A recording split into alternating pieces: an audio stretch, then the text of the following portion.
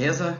Professor de História, Diego Novaes, e na aula de hoje nós vamos dar continuidade ao nosso assunto, né, sobre o Brasil, mineração, e na aula de hoje especificamente nós vamos falar sobre economia e a sociedade na Era do Ouro. Então, vamos lá? Então, pessoal, antes de nós começarmos o nosso conteúdo de fato, vamos falar um pouquinho das habilidades e competências, tá? Que é muito importante nós entendermos esse ponto, porque é a parte técnica, por exemplo, do conteúdo e das questões que são cobradas principalmente no Enem.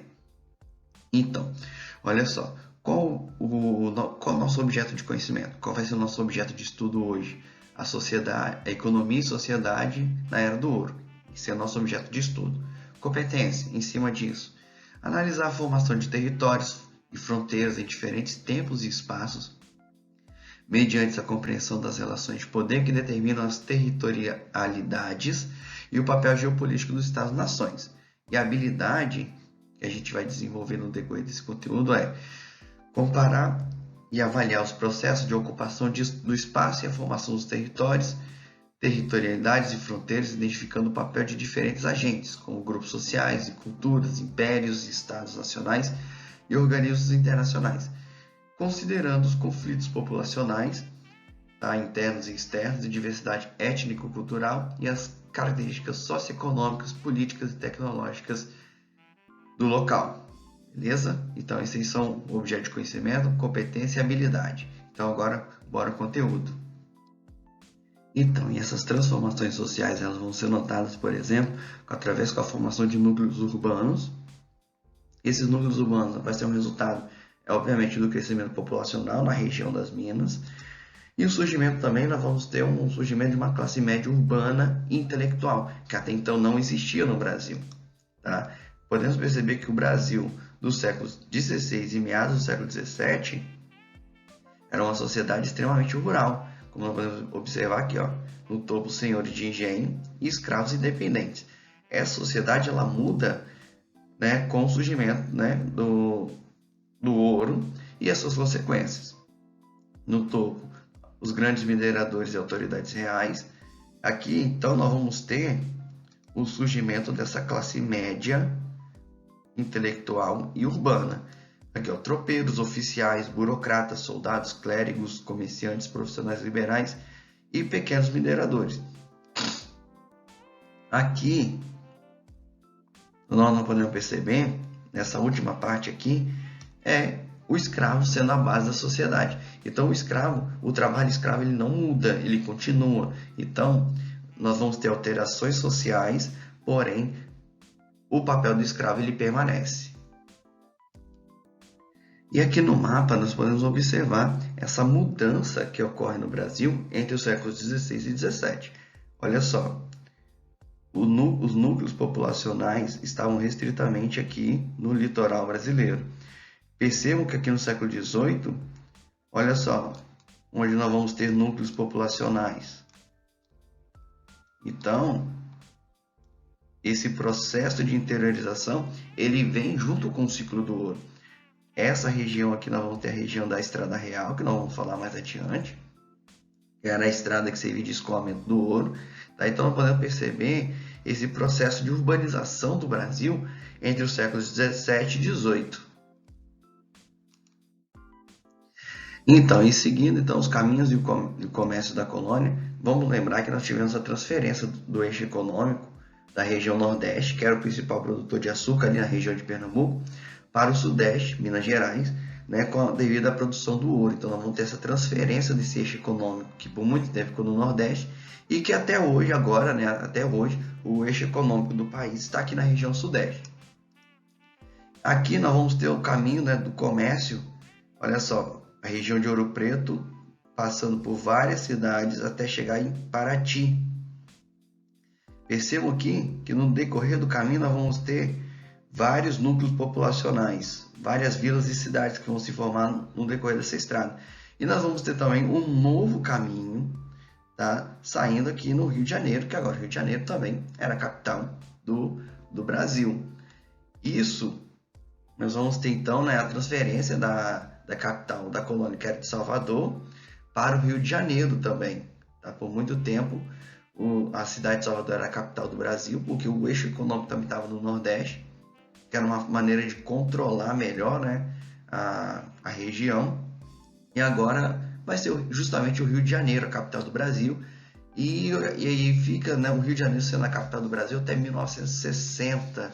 Depois nós vamos ter a transferência da capital para Brasília.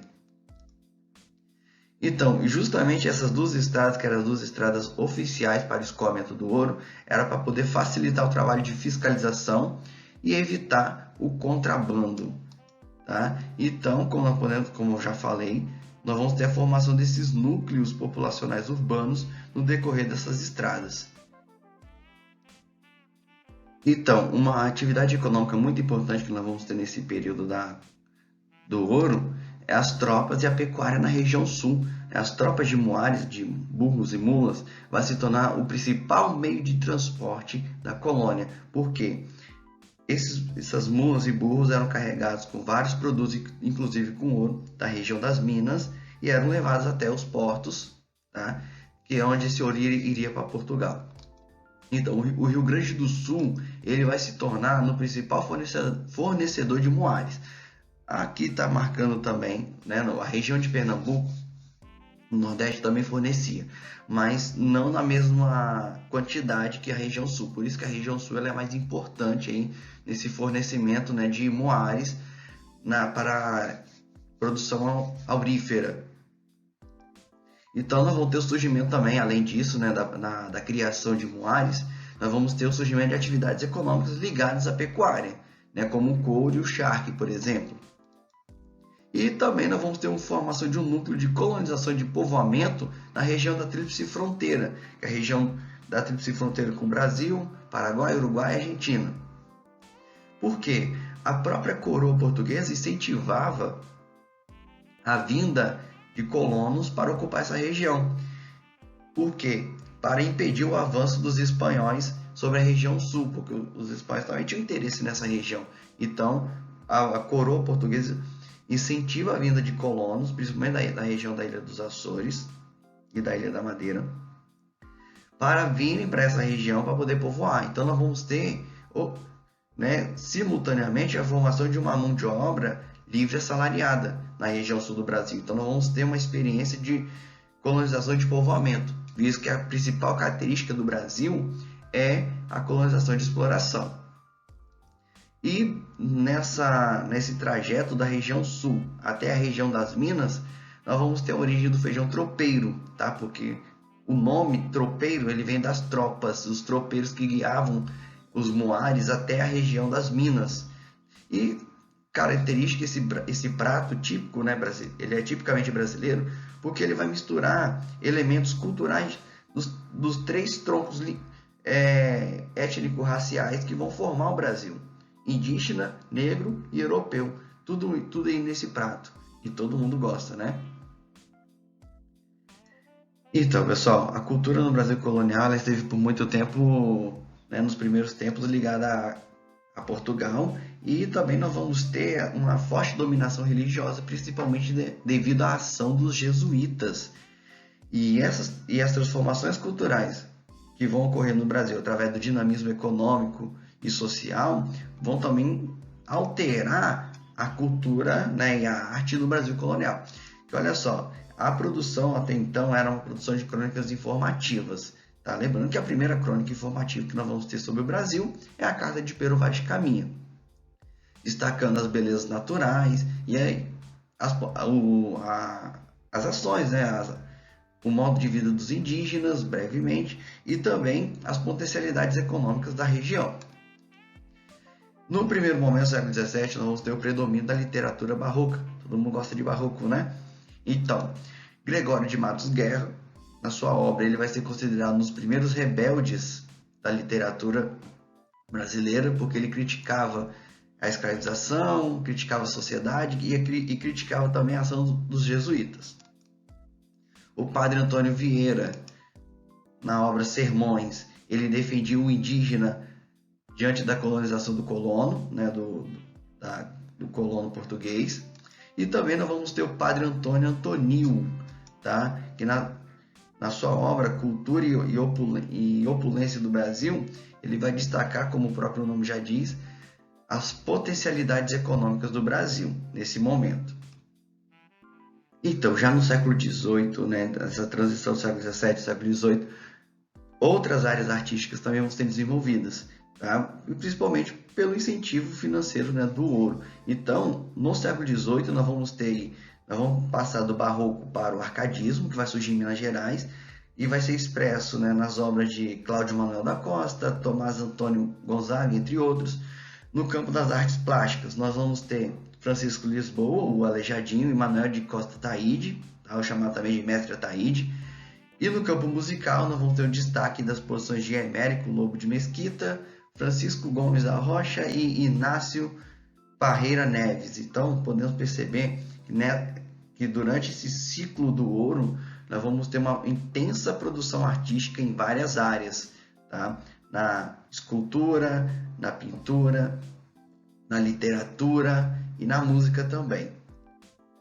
Então, e aqui vale destacar a diferença do barroco para o arcadismo. Tá? No barroco, que nós vamos ter um conflito entre a visão antropocêntrica e teocêntrica, já no arcadismo ele baseia-se mais no antropocentrismo.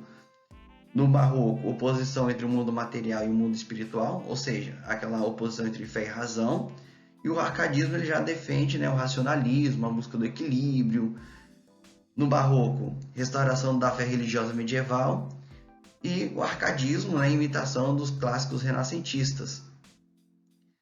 E assim, né, o barroco ele vai ter também a sua influência na Contra-Reforma e o arcadismo no Iluminismo. Então são períodos históricos diferentes, Contra-Reforma e Iluminismo. Então os contextos históricos em que cada movimento artístico surge, ele acompanha uma linha histórica, né, igual o barroco, a Contra-Reforma, o período das reformas religiosas, e o arcadismo no século XVIII com o movimento iluminista. Aqui nós temos algumas obras de Antônio Lisboa, né, o Aleijadinho.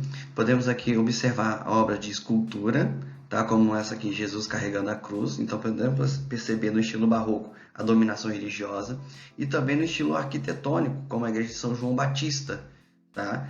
E aqui, ó, todas no estilo barroco. E é nessa igreja que nós temos também os 12 profetas, tá? Que também foi uma das várias obras de esculturas feitas pelo Aleijadinho. Então, para nós, praticamente, né, já estamos encerrando a nossa aula e encerrando também esse conteúdo, né, sobre a Era do Ouro no Brasil. Aí nós temos uma pergunta: com quem ficou o ouro brasileiro? Então, o Brasil ele produziu mais ouro entre 1700 e 1760 do que toda a América Espanhola em quase 400 anos. Tá? Foi o equivalente à metade de todo o ouro extraído no mundo entre os séculos XV e XVIII. E com quem ficou com todo esse ouro? Então, no Brasil não ficou, como nós sabemos, né, e nem foi usado no seu desenvolvimento. Também não ficou em Portugal, tá? Já que Portugal precisava saldar sua balança comercial com déficit por conta lá do Tratado de Methuen, que nós vimos na nossa primeira aula, né, que foi assinado com a Inglaterra em 1703.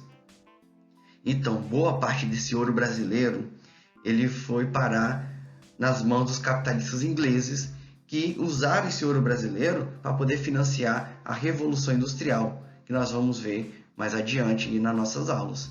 Beleza? Então, infelizmente, esse ouro brasileiro ele não foi utilizado aí no nosso desenvolvimento, também não ficou em Portugal e acabou ficando na Inglaterra. Nosso ouro, tá, financiou a Revolução Industrial na Inglaterra, fazendo com que a Inglaterra fosse o primeiro país do mundo a promover essa Revolução Industrial. Então, pessoal, nós estamos chegando ao fim de mais uma aula. Espero que você tenha gostado e que tenha entendido o conteúdo, beleza? Então, curta o nosso vídeo, a nossa aula, tá? Promova o nosso canal, tá bom? E espero vocês aí na nossa próxima videoaula. Até breve.